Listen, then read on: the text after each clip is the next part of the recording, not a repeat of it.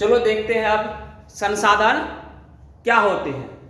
संसाधन वे सभी पदार्थ या वस्तुएं जो हमारी मूलभूत आवश्यकताओं की पूर्ति करता है, संसाधन कहलाते हैं। क्या कहलाते हैं? कि वे सभी वस्तु या पदार्थ जो हमारे मूलभूत आवश्यकताओं की क्या करता हो, पूर्ति करता हो, वे क्या कहलाते हैं? संसाधन कहलाते हैं। जैसे देखिए जल, जल क्या है? एक संसाधन हुआ। और कैसे संसाधन हुआ? तो देखिए हमारे दैनिक जीवन में जल का अनेकों उपयोग है। क्या है? हमारे दैनिक जीवन में जल का अनेकों उपयोग है। जैसे हम लोग क्या करते हैं? खाना बनाने में यूज कर लेते हैं, सिंचाई करने में यूज कर लेते हैं, स्नान करने में यूज कर लेते हैं, पीने में यूज कर लेते हैं। इसलिए जल क्या है? हमारे मूलभूत आवश्यकताओं को क्या कर रही है? पूरी कर रही है। इसलिए जल क्या है? एक संसाधन का काम कर रहा है। दूसरा है मृदा। मृदा क्या है? एक संसाधन है। मृदा में हम लोग क्या करते हैं? खेती बाड़ी करते हैं। इसलिए मृदा क्या हुआ? एक संसाधन हुआ।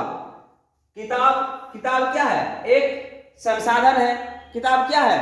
एक संसाधन है कि किताब पढ़ने से हम लोग को ज्ञान होता है, इसलिए किताब एक संसाधन हुआ। चौथा है क्या? कलम। कलम क्या है? कलम से हम लोग लिखते हैं, कलम लिखने के काम में हमको सहयोग कर रहा है, तो कलम क्या है? मेरा एक संसाधन हुआ। अगला फिर देखते हैं हम, आवश्यकता ही आविष्कार की जननी है। इसीलिए जिम्मरमैन के अनुसार संसाधन हुआ नहीं करते, बना करते। जैसे देखिए जल का एग्जाम्पल लेके बता रहे हैं। क्या बता रहे हैं? जल का एग्जाम्पल क्या है? आप जल का देखिए, जल का उपयोग कहाँ कहाँ करते हैं? तो मत्स्य पालन करने में जल का यूज कर रहे हैं। यातायात के लिए जल से क्या कर रहे हैं? बिजली उत्पादन कर रहे हैं। जल से सिंचाई कर रहे हैं। जल से पीने या खाना बनाने के काम में आ रहा है। तो जल क्या है? हमारे लिए एक संसाधन का काम कर रहा है। और संसाधन क्या करते हैं? जिम्मरमैन के अनुसार संसाधन हुआ नहीं करते, बना करते हैं। अब मानव संसाधन, मानव संसाधन के बारे में जानेंगे। मानव के द्वारा जीवन के अनेक कार्य किए जाते हैं, इसलिए मानव एक स्वयं संसाधन है। कहता कि मानव के द्वारा जीवन में अनेक काम किए जाते हैं, इसलिए मानव क्या है? एक संसाधन है। मानव क्या है? एक स्वयं संसाधन का है। जैसे बोझा ढोना, क्या कर रहा है? मानव बोझा ढोने का काम कर रहा है। उसके बाद यहाँ पर क्या है? काम, कार्यालय का काम। यहाँ पर क्या है? कार्यालय का काम करवा रहा है। तो ये क्या है? मानव अपने स्वयं से करवा रहा है या किसी के द्वारा करवाता है। जैसे हो गया खाना पकाना, मानव क्या है? स्वयं खाना पका रहा है और उसका उपभोग कर रहा है। तो मानव क्या करते हैं? संसाधन को निर्माण भी करता है और उसका उपभोग भी करता है। जैसे खेती बाड़ी करना, गाड़ी चलाना, ये सब सभी क्या है? मानव संसाधन है और मानव स्वयं एक संसाधन है। अब देखते हैं संसाधन का प्रकार। संसाधन कितने प्रकार का होता है? तो पहला है संसाधन। संसाधन के बारे में हम लोग जानते थे। संसाधन दो प्रकार के होते हैं। पहला है प्राकृतिक संसाधन और दूसरा है मानवकृत संसाधन। क्या है? पहला प्राकृतिक संसाधन और दूसरा है मानवकृत संसाधन। प्राकृतिक संसाधन प्रकृति में पाए जाने वाले पदार्थ, प्राकृतिक के द्वारा पाए जाने वाले पदार्थ को प्राकृतिक संसाधन कहते हैं। मानव के द्वारा जो भी क्या करते हैं? संसाधन बनाए जाते हैं, उसे हम मानवकृत संसाधन कहते हैं। जैसे भवन, सड़क, पंखा, फर्नीचर, ये सब क्या है? सभी मानव निर्मित संसाधन है। क्या है? ये सभी मानव निर्मित संसाधन है। इसको मानव ने बनाया है, इसलिए मानवकृत संसाधन कहलाएंगे। प्राकृतिक संसाधन दो प्रकार के होते हैं। पहला है नवीकरणीय संसाधन, दूसरा है अनवीकरणीय संसाधन। अब नवीकरणीय संसाधन वे होते हैं जिसमें जल ऊर्जा हो गया, पवन ऊर्जा, सौर ऊर्जा इत्यादि। ये सब क्या है? सभी नवीकरणीय संसाधन है। दूसरा है क्या? अनवीकरणीय संसाधन। अनवीकरणीय संसाधन उदाहरण जैसे जीवाश्म ईंधन। जीवाश्म ईंधन क्या? जिसको हम एक बार यूज करने के बाद ये पुनः प्राप्ति नहीं होता है। जैसे कोयला, पेट्रोलियम, प्राकृतिक गैस, इसको आगे हम लोग फिर डिफिनेशन जानेंगे।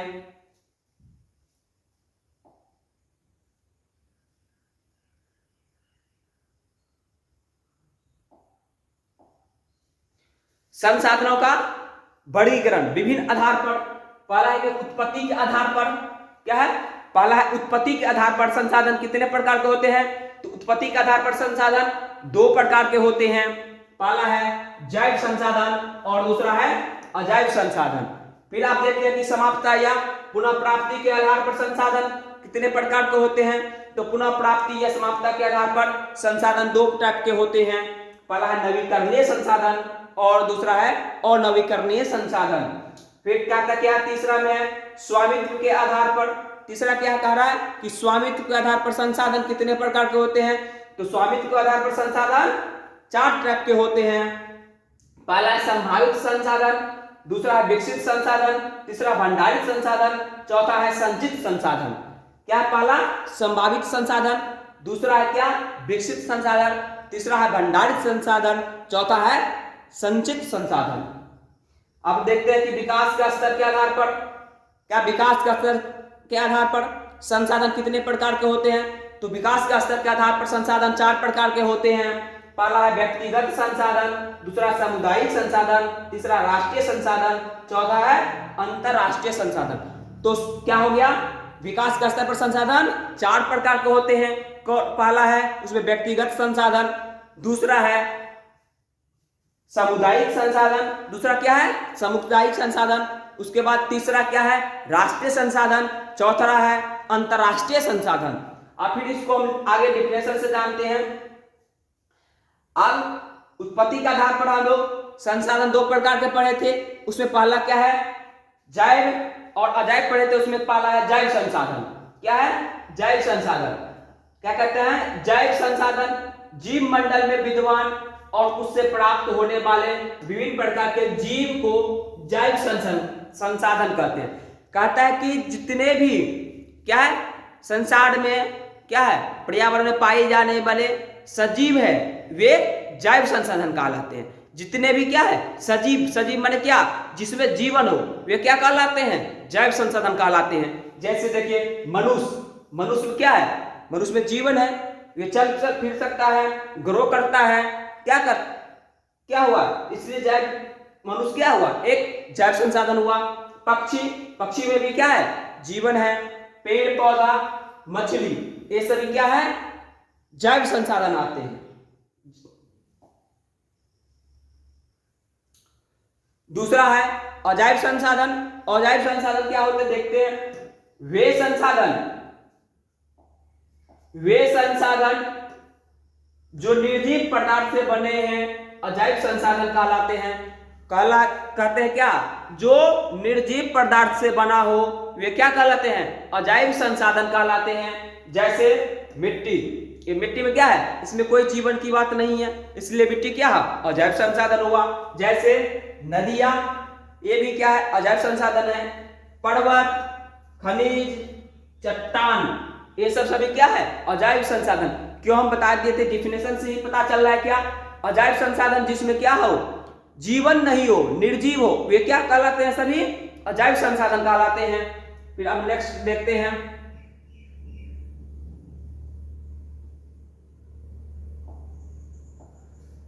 पुनः प्राप्ति या समाप्तता के आधार पर संसाधन दो प्रकार के बांटे थे। उसमें पहला था क्या नवीकरणीय संसाधन और दूसरा अनवीकरणीय संसाधन। तो देखते हैं नवीकरणीय संसाधन क्या होता है। तो नवीकरणीय संसाधन वे संसाधन जो प्रकृति में कभी खत्म न हो या जिसे हम पुनः प्राप्त कर सके उसे नवीकरणीय संसाधन कहते हैं। कहता है कि प्रकृति में वे पदार्थ या वस्तुएं जो कभी खत्म न हो या उन्हें पुनः प्राप्ति कर सकते हैं वे क्या कहलाते हैं? नवीकरणीय संसाधन कहलाते हैं। जैसे क्या कहते हैं जल, हवा, सौर ऊर्जा, ये सब क्या है? सभी नवीकरणीय संसाधन है। जैसे जल क्या हुआ हम फिर पुनः प्राप्त कर सकते हैं, जल कभी खत्म नहीं होने वाला है, इसलिए क्या हुआ नवीकरणीय संसाधन हुआ। हवा ये भी क्या है? नवीकरणीय संसाधन है, ये भी हम उसको पुनः प्राप्त कर सकते हैं या यह कभी खत्म होने वाले नहीं है। सौर ऊर्जा, ये भी क्या है, जब तक सूरज रहेगा तो उससे रोशनी आएगा तो ये सौर ऊर्जा में हम लोग कन्वर्ट करते हैं, ये भी क्या है, नवीकरणीय संसाधन है। अब दूसरा हम देखते हैं, दूसरा था क्या, और नवीकरणीय संसाधन। दूसरा क्या था, और नवीकरणीय संसाधन। तो और नवीकरणीय संसाधन देखते हैं क्या होता है, वे संसाधन जिसका एक बार उपयोग करने के बाद दोबारा उपयोग में नहीं लाया जा सकता है या जिसे पुनः प्राप्ति नहीं किया जा सकता है, उसे और नवीकरणीय संसाधन कहते हैं। कहता कि ऐसा संसाधन जिसको हम एक बार यूज करने के बाद पुनः प्राप्त नहीं कर सकते हैं, वे क्या कहलाते हैं, और नवीकरणीय संसाधन कहलाते हैं। उसका भंडारण क्या है, सीमित होते हैं, वे अनवीकरणीय संसाधन होते हैं। जैसे कोयला, क्या है, कोयला, इसका भंडारण क्या है, एक सीमित है। अगर हम लोग यूज करते हैं तो एक समय ये क्या हो जाएगा, खत्म हो जाएगा। अगर इसको प्राप्त करने के लिए हजारों करोड़ों वर्ष लग सकता है, इसलिए ये क्या है, एक अनवीकरणीय संसाधन है। दूसरा है पेट्रोलियम। पेट्रोलियम का भी भंडारण क्या है, सीमित है। प्राकृतिक गैस, इसका भी भंडारण सीमित है, इसीलिए सब क्या हो जाएगा, एक समय आएगा तो ये खत्म हो जाएगा। तो ये सब सभी आते हैं अनवीकरणीय संसाधन में। आप देखते हैं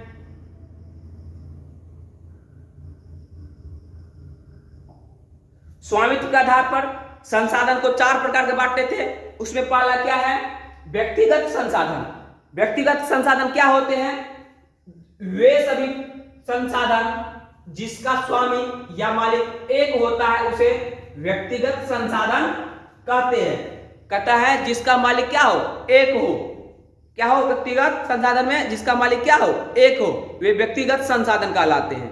जैसे देखिए यहाँ पर एग्जांपल देके बता रहा है, क्या मिस्टर क्या है, एक्स नाम के एक व्यक्ति है, मिस्टर एक्स नाम का मालिक क्या है, व्यक्ति है। वे सब देखिए यहाँ पर क्या है, हाउस, इसका भी मालिक है, बैग का एक मालिक है, इसका क्या है, टीवी, उसका मोबाइल फोन, ये सब क्या है, व्यक्तिगत संसाधन है। देखिए इसका ये मकान है, ये अपने हिसाब से इसको यूज कर सकता है, जब चाहेगा उसको बेच सकता है, जब चाहेगा अपने प्रयोग में ला सकता है, इसलिए क्या है, ये इसका व्यक्तिगत संसाधन हुआ। बैग, ये इसका व्यक्तिगत संसाधन है, अपने हिसाब से इसको यूज कर सकता है, अपने हिसाब से इसको चला सकता है, इसलिए क्या है, व्यक्तिगत संसाधन है। ये देखिए मोबाइल फोन, अपने हिसाब से इसको क्या कर सकता है, यूज कर सकता है। देखिए टीवी, ये भी व्यक्तिगत संसाधन में आता है कि अपने हिसाब से इसको यूज करेगा, होगा तो बंद करके रख देंगे, देखे होगा तो अपना देखेंगे। तो ये सब क्या है, सभी व्यक्तिगत संसाधन है। उसके बाद अगला था, देखते हैं कि सामुदायिक संसाधन। सामुदायिक संसाधन क्या होता है, कहता है वे संसाधन जो समुदाय, गांव और नगर के सभी लोगों के लिए सुलभ या उपलब्ध हो, उसे सामुदायिक संसाधन कहते हैं। कहता है कि वे संसाधन जो गांव, शहर या नगर के लिए सभी आदमी के लिए अवेलेबल हो, क्या हो, सभी आदमी के लिए उपलब्ध हो, वे कहलाते हैं क्या, सामुदायिक संसाधन।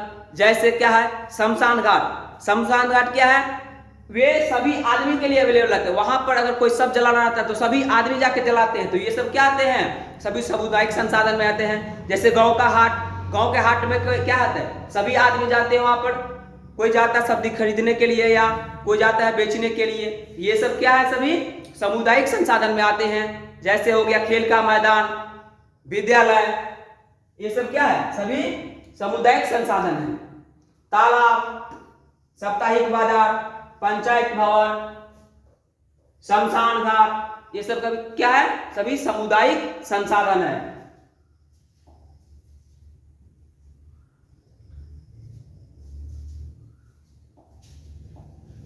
तीसरा था राष्ट्रीय संसाधन। राष्ट्रीय संसाधन क्या होता है कि वैधानिक रूप से किसी राज्य या देश की सीमा के अंदर सभी प्रकार के संसाधनों पर उस राज्य या देश का स्वामित्व होता है। क्या कहता है, किसी राज्य या देश के अंदर उसमें जितने भी क्या है वस्तुएं पाए जाते हैं उस पर मालिक कौन होता है, सरकार होता है। वे अपने हिसाब से क्या करता है, सभी आदमियों के लिए अवेलेबल करवाता है, उपलब्ध करवाता है, वे सभी राष्ट्रीय संसाधन कहलाते हैं। जैसे देखिए आप कहते हैं सरकारी जमीन क्या है, अगर सरकारी जमीन है तो ये सभी आदमी इसमें यूज कर सकते हैं, ऐसा नहीं है कोई एक ही आदमी यूज करेगा। तो इसलिए क्या है ये राष्ट्रीय संसाधन हुआ। जैसे नहर से हम लोग क्या करते हैं, सिंचाई करते हैं, तो इसमें क्या है सभी आदमी के लिए सिंचाई करने का सुविधा प्रदान किया जाता है, इसलिए सब क्या आता है राष्ट्रीय संसाधन। जैसे रेल क्या है, एक राष्ट्रीय संसाधन है जो हमारे का इसका क्या है मालिक कौन है, गवर्नमेंट है, और हमारे सभी आदमी के लिए इस पर चढ़ने का क्या है एक सिर्फ नियम है, हम लोग जाते हैं सफर करते हैं, तो ये सब क्या है सभी राष्ट्रीय संसाधन है। जैसे सड़क क्या है, इसका मालिक कौन है, तो सरकार है, इसको बनाने वाले कौन है, सरकार है, और हम इस पर क्या करते हैं सब आदमी चलते हैं, तो ये सब क्या है सभी राष्ट्रीय संसाधन में आते हैं। उसका चौथा था क्या, अंतरराष्ट्रीय संसाधन। अंतरराष्ट्रीय संसाधन देखते हैं, कहते हैं वे संसाधन जिनका नियंत्रण राष्ट्रीय संस्थाओं द्वारा किया जाता है उसे अंतरराष्ट्रीय संसाधन कहते हैं। जैसे किसी देश के समुद्री तटरेखा से 200 किलोमीटर समुद्री क्षेत्र पर उस क्षेत्र का नियंत्रण होता है, और 200 किलोमीटर से आगे के क्षेत्र अंतरराष्ट्रीय संसाधनों की श्रेणी में आते हैं, तथा इसकी नियंत्रण अंतरराष्ट्रीय संस्थाओं द्वारा किया जाता है। क्या कहता है कि हमारे देश के सीमा जो है ये क्या कह रहा कि ये हमारे जो देश का क्या है सीमा से लेके 200 किलोमीटर तक, क्या 200 किलोमीटर तक ये यहाँ तक क्या है मेरा अधिकार है। इसके बाद जो क्षेत्र बच जाता है वे क्या कहलाता है अंतरराष्ट्रीय संसाधन कहलाते हैं। इसी में इस रास्ते में कोई भी आदमी आ सकता है, जा सकता है, ये सब क्या है अंतरराष्ट्रीय है। इस पर किसका अधिकार है, अंतरराष्ट्रीय संगठन का अधिकार है।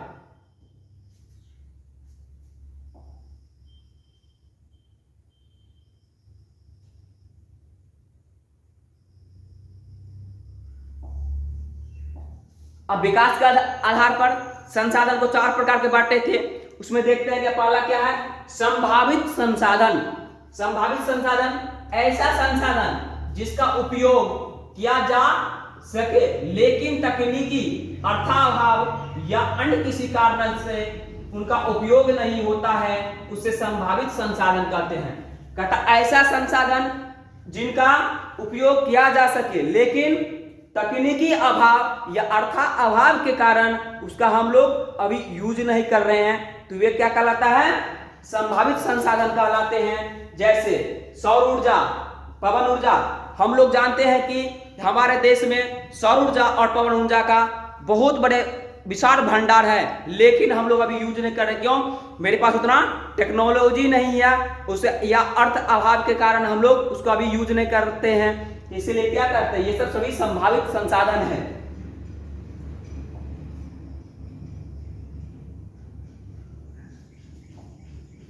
दूसरा है विकसित संसाधन।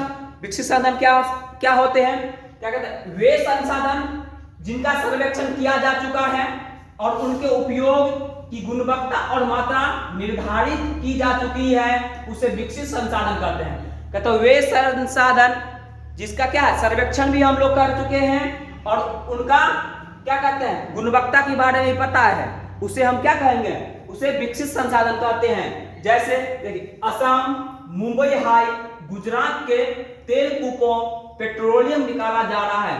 कहता है कि हाँ मुंबई और असम और गुजरात के क्षेत्रों में जो क्या निकाला है पेट्रोल निकाला जा रहा है खनन करके, वे क्या है हमारे सभी विकसित संसाधन में आते हैं। देखिए यहाँ पर निकाल रहा है, क्या कर रहा है पेट्रोल निकाल रहे हैं, ये सब आते हैं विकसित संसाधनों में। इसका हम लोग सर्वेक्षण किया है, उसका यूज भी हम लोग कर रहे हैं, मतलब प्रयोग कर रहे हैं। ये सब सभी क्या कहलाते हैं विकसित संसाधन। अगला है क्या है भंडारित संसाधन। अब देखते हैं भंडारित संसाधन क्या होते हैं। क्या कहते हैं पर्यावरण में उपलब्ध वह पदार्थ जो मानव की आवश्यकताओं की पूर्ति कर सके परंतु उपयुक्त तकनीकी प्रौद्योगिकी के अभाव में उसकी पहुंच से बाहर है, भंडार में शामिल है, भंडारित संसाधन कहते हैं। कहते हैं क्या पर्यावरण में वे पदार्थ जो मानव की आवश्यकताओं की पूर्ति करता है परंतु क्या है हमारे पास उतना टेक्नोलॉजी नहीं है, क्या है टेक्नोलॉजी नहीं है या प्रौद्योगिकी के कारण उसको हम अपने क्या करते हैं, पूर्ति नहीं कर पाते हैं।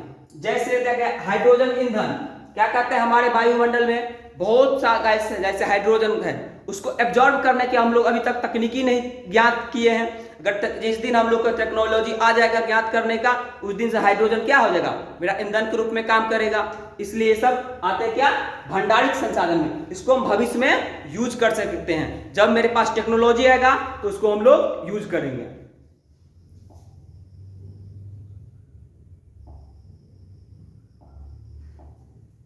अब है चौथा है, अंतिम ये है संचित संसाधन। संचित संसाधन क्या होते हैं, कहता है कि कुछ ऐसे संसाधन की सूची है जिनका उपयोग करने की तकनीकी ज्ञात है, परंतु सस्ती तकनीकी अभाव अथवा अन्य कारणों से इनका उपयोग वर्तमान में नहीं हो रहा है, लेकिन इसका उपयोग भविष्य में संभव है। उन्हें संचित संसाधन कहते हैं। कहता कि ऐसा संसाधन क्या जिनका तकनीकी ज्ञात है, परंतु ये क्या है, अभी महंगा है, इसलिए इसका हम लोग क्या कर रहे हैं, यूज नहीं कर पा रहे हैं। हो सकता है जब ये सस्ती हो जाएगा इसका तकनीकी, तो हम लोग इसका यूज करेंगे। जैसे क्या कह रहे हैं, अमेरिका के तटीय क्षेत्र में पेट्रोलियम का भंडार जिसका वर्तमान में उपयोग नहीं हो रहा है। कहा कि जो अमेरिका के तटीय क्षेत्र में पाया जाता क्या पेट्रोलियम, उसका भी यूज नहीं कर रहा, हो सकता है बाद में उसका यूज करेंगे। जैसे